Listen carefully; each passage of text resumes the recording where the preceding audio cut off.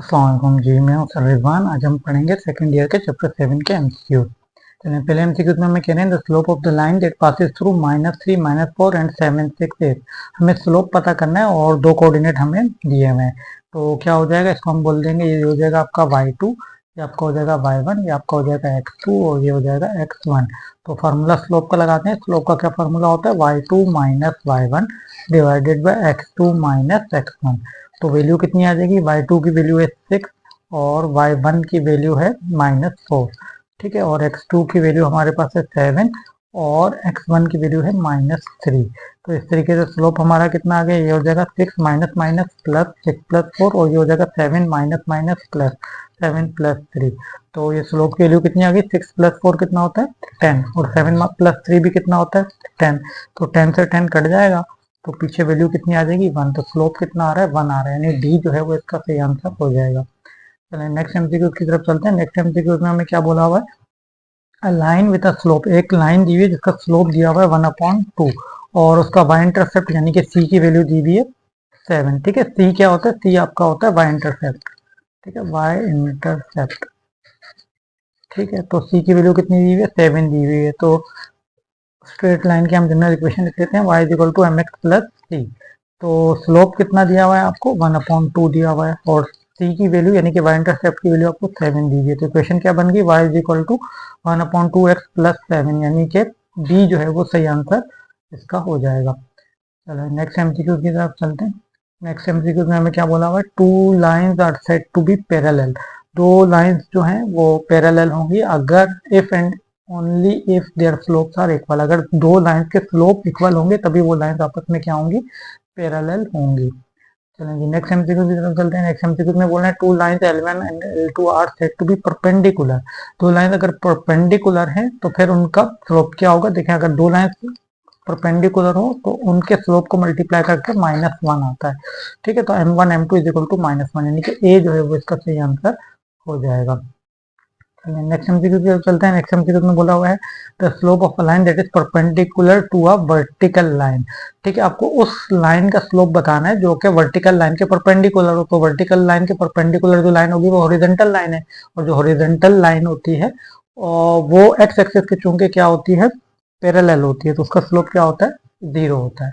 ठीक है, अब देखें, आपको देखें यूं बोला गया है slope of line that is perpendicular to vertical line. एक वर्टिकल लाइन बनाई, अब देखिए वर्टिकल लाइन है ना, इसी के परपेंडिकुलर जो लाइन होगी, जैसे ये इसके परपेंडिकुलर लाइन बना लिया आपने, देखें परपेंडिकुलर अगर आप इधर ये लाइन बनाएंगे, ये लाइन क्या होगी, ये हॉरिजॉन्टल लाइन कहलाएगी। ठीक है, वर्टिकल लाइन के परपेंडिकुलर जो लाइन होगी वो हॉरिजॉन्टल लाइन कहलाएगी। आपको हॉरिजॉन्टल लाइन का स्लोप बताना है, तो स्लोप का फॉर्मूला क्या है, y2 minus y1 divided by x2 minus x1। आपको हॉरिजॉन्टल लाइन का स्लोप बताना है, यानी इस लाइन का। तो अगर आप हॉरिजॉन्टल लाइन के ऊपर देखें, कोई भी दो पॉइंट उठा लें तो उसमें एक्स एक्सिस में तो चेंज आ रहा है, लेकिन क्योंकि वो एक्स एक्सिस में आगे जा रही है, लेकिन वाई एक्सिस में चेंज नहीं आ रहा। तो यानी कि change in Y, y2 minus y1 कितना होगा, 0 होगा। नीचे एक्स में कुछ भी चेंज आ रहा हो लेकिन ऊपर y2 माइनस y1 तो उसका 0 होगा ना, क्योंकि वाई एक्सिस में तो चेंज ही नहीं आ रहा हो, तो हॉरिजॉन्टल लाइन है, एक्स एक्सिस में मूव कर रही है, वाई एक्सिस में तो मूव ही नहीं कर रही। तो वाई एक्सिस में उसका चूंकि कोई चेंज ही नहीं आ रहा तो वैल्यू क्या आ जाएगी 0। अगर ऊपर 0 आएगा, नीचे कुछ भी वैल्यू आ रही है, एक्स एक्सिस में कुछ भी चेंज आ रहा हो तो वो 0 से डिवाइड होकर 0 ही बनेगा। तो इस तरह स्लोप हॉरिजॉन्टल लाइन का क्या होता है, 0 होता है। चलिए नेक्स्ट एमसीक्यू की तरफ चलते हैं। नेक्स्ट एमसीक्यू में आपको slope of line which makes angle of 45 degree. ठीक है, एंगल आपको कितना दिया हुआ है, एंगल आपको दिया 45 डिग्री और लाइन दी हुई है। पहले हम इस लाइन का स्लोप निकाल लेते हैं। ये जो लाइन दी हुई है 3x minus y is equal to -5। Slope निकालने का क्या तरीका होता है, y को अकेला छोड़ते हैं और सब कुछ एक तरफ ले आते हैं। तो ये 5 माइनस का यहाँ पे आके क्या हो जाएगा, 5 माइनस का था यहाँ क्या प्लस का हो गया और ये y माइनस का था वहां जाके प्लस का हो गया। ठीक है, मैं y को वहां ले जाके प्लस कर दिया और 5 को यहाँ आके मैंने प्लस कर दिया। अच्छा, अब आप देखें तो इक्वेशन क्या होती है, y is equal to m x plus c. Equation क्या होती है, y is equal to m x plus c, ये इक्वेशन होती है। ठीक है, और स्लोप क्या होता है m। तो यानी कि जो x के साथ वैल्यू होती है ये वाली, ये आपका स्लोप होता है। यानी m की वैल्यू कितनी आ गई, m की वैल्यू हमारे पास आ रही है 3। ठीक है, यानी m1 आपके पास आ चुका है। तो और एंगल हमें कितना दिया हुआ है, थीटा में दिया हुआ है 45 डिग्री। ठीक है, थीटा में दिया हुआ है 45 डिग्री और m1 आपको दिया हुआ है। तो हम यहाँ से वैल्यूज निकाल लेते हैं। तो हमारे पास फॉर्मूला क्या होता है, tan theta is equal to m2 minus m1 divided by 1 plus m1 m2, ठीक है, मोड के अंदर होता है ये। तो ये फॉर्मूला हमारे पास होता है। तो टेन थीटा की वैल्यू कितनी दी हुई है, 1045 डिग्री दिया हुआ है आपको, ठीक है। अच्छा, यहाँ पे वैल्यूज पुट करते हैं।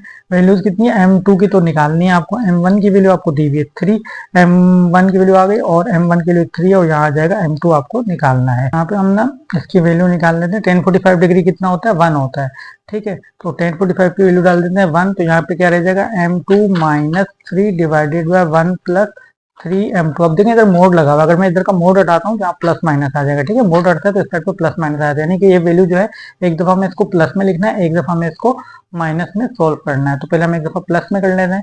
1 इज इक्वल टू, ये हो जाएगा 1 is equal to m2 minus 3 divided by 1 plus 3m2। इसको क्रॉस मल्टीप्लाई करा देंगे तो ये चीज 1 है वहां पे, तो वहां जाके 1 से मल्टीप्लाई हो जाएगा, तो ये हो जाएगा 1 plus 3m2 is equal to m2 minus 3। तो ये हो जाएगा, हमें सारे m2 एक तरफ करने हैं, तो 3m2 माइनस m2, ठीक है। ये m2 प्लस का था आगे माइनस का हो गया, और ये 1 प्लस का था आगे माइनस का हो गया, ठीक है। इस 1 को वहां ले जाके हमने माइनस कर दिया, उस m2 को यहाँ ला के माइनस कर दिया। 3m2 माइनस m2 कितना हो जाएगा, 3 में से एक m गया, 2m बच गए, ठीक है। और यहाँ पे -3 - 1 हो जाएगा -4। तो इस m2 की वैल्यू इस तरीके से हमारे पास कितनी आ गई, -4/2 आ गई, ठीक है। तो इस तरीके से हमारे पास जो स्लोप आ रहा है m2 का वो -2 आ रहा है, ठीक है। m2 की वैल्यू कितनी आ रही है, -2 आ रही है। ये m2 की एक वैल्यू हमारे पास आ चुकी है, ठीक है। तो m2 की वैल्यू हमारे पास -2 आ चुकी है, तो इसकी एक वैल्यू हमें और निकालनी होगी, एक वैल्यू निकाल लेते हैं, ठीक है। जब ये मोड आया तो प्लस माइनस आया था, तो एक दफा हमने इसको प्लस में लिखना है, एक दफा हमने इसको माइनस में भी लिखना है, ठीक है। ठीक है, जो वैल्यू हमारे पास आई थी ये वाली +-1 आई थी ना, क्योंकि मोड हटाया था। तो एक दफा प्लस के साथ किया, अब माइनस के साथ करेंगे, तो ये आ जाएगा m2 -3 divided by 1 plus 3m2।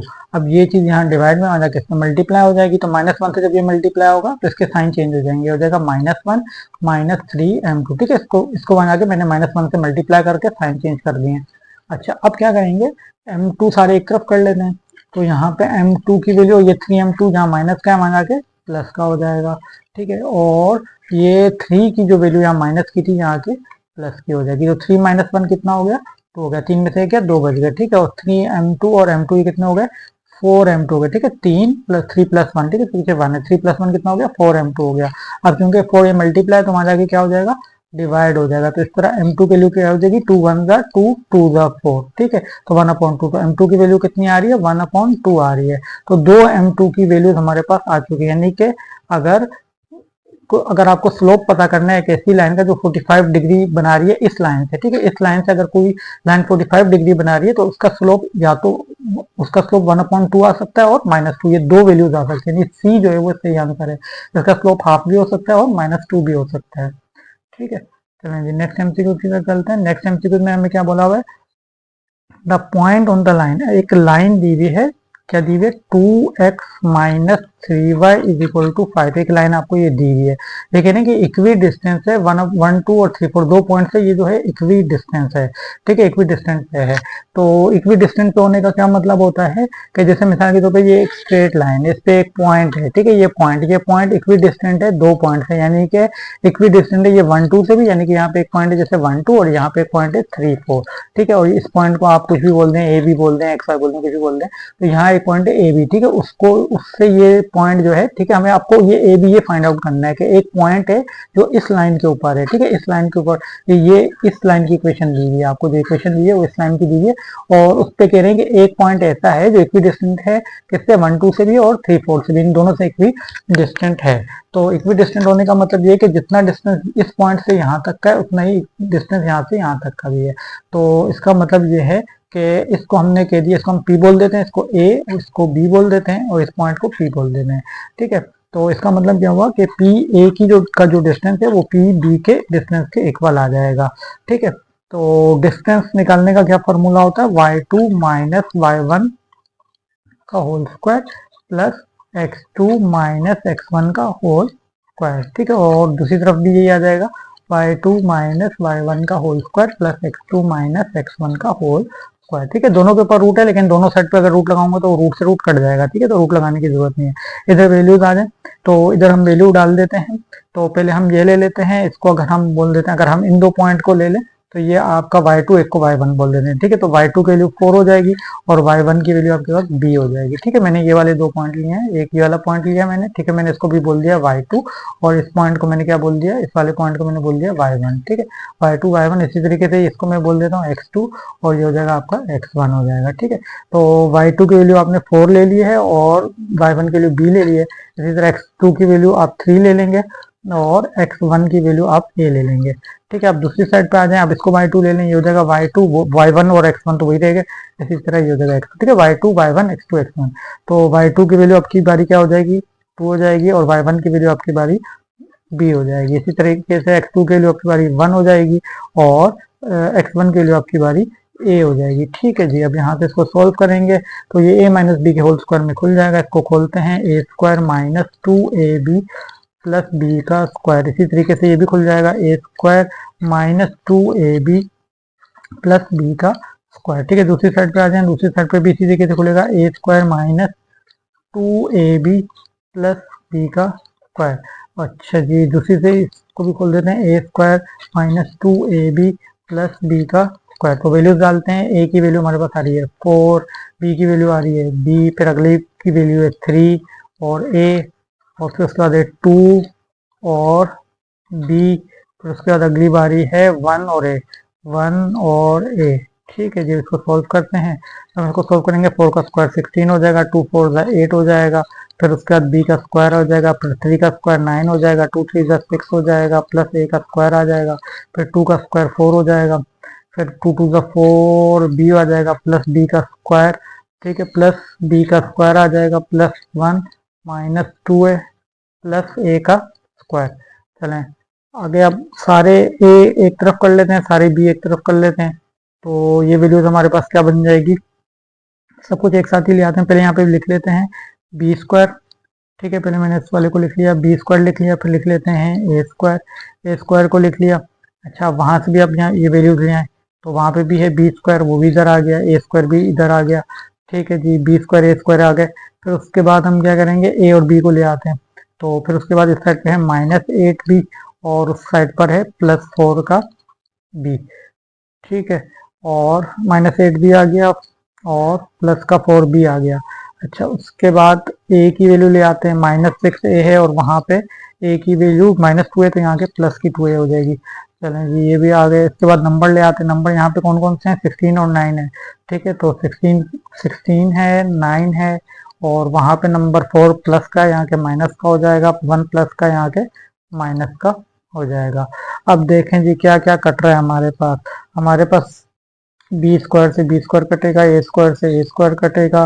अच्छा, पीछे क्या बचेगा, -8b प्लस 4b, तो 8 ये कितना हो जाएगा, -4 का, ये देखिए -8 प्लस 4, ये हो जाएगा -4b। चलिए, ये हो गया -4b। इसी तरीके से -6 प्लस 2 होता है -4 है। अच्छा जी, उधर आ जाए, +2 है, तो ठीक है, इज इक्वल टू, वहां सब कुछ इधर आ गया तो इज इक्वल टू 0 रह गया।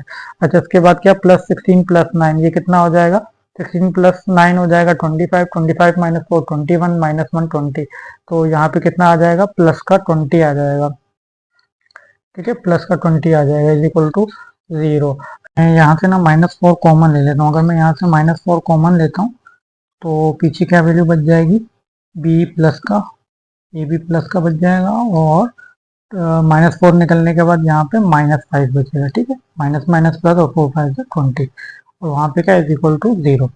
तो -4 यहाँ मल्टीप्लाई बना के डिवाइड होकर खत्म हो जाएगा, तो पीछे हमारे पास जो वैल्यू बचेगी वो क्या बचेगी, b plus a -5 is equal to 0। तो मैं अगर -5 को दूसरी साइड ले जाऊँ तो +5 बन जाएगी। तो इस तरह मेरे पास इक्वेशन बन गई, b plus a is equal to 5। हमारे पास दो इक्वेशन बन चुकी हैं, एक b plus a is equal to 5 और एक क्वेश्चन में हमें इक्वेशन दी हुई थी 2x minus 3y is equal to 5। अब हमें जो इक्वेशन दी हुई थी उसी उसी लाइन जिस लाइन की इक्वेशन दी हुई थी उसी लाइन पे हमने एक पॉइंट सपोज किए थे a और b, यानी कि इस इक्वेशन में हम हर x की जगह पे a और हर y की जगह पे b पुट कर सकते हैं, क्योंकि उसी लाइन के ऊपर हमने ये पॉइंट सपोज किए हैं। तो इस तरीके से हमारे पास एक इक्वेशन बन जाएगी, 2a minus 3b is equal to 5। तो इधर दूसरी इक्वेशन हमारे पास क्या है, a plus b is equal to 5 है, तो यानी कि मुझे इसको 2 से मल्टीप्लाई कराना पड़ेगा। 2 से मल्टीप्लाई क्यों करा रहे हैं, ताकि ये जो वैल्यू है ये 2 है एक जैसे हो जाए। तो ये क्या बन जाएगा 2a plus 2b is equal to 2 5 10। एक इक्वेशन ये बन गई। दूसरी इक्वेशन क्या है 2a minus 3b is equal to 5। चलें अब इसको अगर हम साइमल्टेनियसली सोल्व करें तो हमारे पास a और b की वैल्यू आ सकती है। तो ये कट जाएगा, तब साइन चेंज होगा, 3 प्लस 2 5 b हो जाएगा और इसका साइन भी चेंज हो जाएगा। तो ये 10 माइनस 5 5 आ जाएगा। ठीक है, तो इस तरीके से b की वैल्यू हमारे पास क्या आ गई 1। तो b की वैल्यू क्या आ रही है 1। अब ये जो b की वैल्यू आई है इसको आप कहीं पे भी पुट कर दें, a आ जाएगा। जैसे इक्वेशन थी a plus b is equal to 5, इसी इक्वेशन में आप पुट कर दें b की वैल्यू को, तो b की वैल्यू 1 आई है। तो इस तरीके से प्लस ये 1 प्लस का है, वहां जाके क्या हो जाएगा, ये वहां जाके माइनस का हो जाएगा। ठीक है, ये जो वैल्यू वहाँ प्लस की थी यहाँ के माइनस की होगी। इस तरह a की वैल्यू 4 आ गई। ठीक है, अब हमारे पास क्या कोऑर्डिनेट आ रहे हैं, b की वैल्यू हमारे पास आ रही है 1 और a की वैल्यू आ रही है, हमने कोऑर्डिनेट सपोज की थी a b। ठीक है, a की वैल्यू हमारे पास आ रही है 4 और b की वैल्यू आ रही है 1। ठीक है, a की ये वैल्यू आई है हमारे पास। ठीक है, a और b हमारे पास दोनों आ चुके हैं। तो एक वैल्यू आ रही है 4 और एक वैल्यू आ रही है 1। तो 4 और 1 जो है वो इसका सही आंसर, यानी कि b जो है वो इसका सही आंसर हो जाएगा। ठीक है, 4 और 1 ये इसका सही आंसर है। एमसीक्यू में पूछा गया इन अ प्लेन 3 और more points are said to be collinear. किसी भी प्लेन में 3 या 3 से ज्यादा पॉइंट कोलिनियर कब करते हैं, जब वो एक स्ट्रेट लाइन के ऊपर हो। ठीक है, अगर स्ट्रेट लाइन पे, जैसे कि ये स्ट्रेट लाइन में बनाता हूँ, इस तरीके से आपने एक स्ट्रेट लाइन बनाई, तो एक स्ट्रेट लाइन पे 3 या 3 से ज्यादा, जैसे एक पॉइंट ये आपका हो गया, एक पॉइंट आपने ये ले लिया, ठीक है, एक ये ले लिया या एक और ले लें। अगर 3 या 3 से ज्यादा पॉइंट आप कोई से भी ले लें एक स्ट्रेट लाइन के ऊपर, वो जो है वो क्या होंगे, कोलिनियर होंगे। If the line coincide with x axis then its equation is, अगर एक लाइन कोइंसाइड कर रही है एक्स एक्सिस पे, जैसे मिसाल के तौर पे ये आपका वाई एक्सिस है, ये आपका एक्स एक्सिस है, तो एक लाइन इसी एक्स एक्सिस के ऊपर है। अगर एक्स एक्सिस के ऊपर कोई लाइन है तो उसका y इज इक्वल टू 0 होगा। ठीक है, सी उसका सही आंसर होगा, क्योंकि इस इक्वेशन की क्या लाइन होती है, देखिए अगर एक लाइन एक्स एक्सिस के ऊपर है तो उसकी इक्वेशन क्या बनेगी, y इज इक्वल टू 0। उसमें y तो है ही नहीं क्योंकि वो तो एक्स एक्सिस में मूव कर रही है, तो उसमें y इज इक्वल टू 0 जो है वो इसकी इक्वेशन बन जाएगी। अगली एमसीक्यू की तरफ चलते हैं। इस एमसीक्यू में बोला गया general equation of line also known as standard equation of line. हमें स्टैंडर्ड इक्वेशन ऑफ लाइन निकालनी है, वो क्या होती है ax plus b y plus c is equal to 0। ठीक है, ये इक्वेशन होती है ax plus b y plus c is equal to 0। ठीक है, यहाँ पे चैप्टर 7 के एमसीक्यू खत्म हो गए हैं। अगर आपको वीडियो अच्छी लगी हो तो लाइक कर दीजिएगा और चैनल को सब्सक्राइब कर दीजिएगा। इसके अलावा अगर आपको किसी और टॉपिक पे आप चाहते हैं कि मैं वीडियो बनाऊं तो आप मुझे कमेंट में बता दीजिएगा, मैं उस टॉपिक पे भी वीडियो बना दूंगा। Thanks for watching.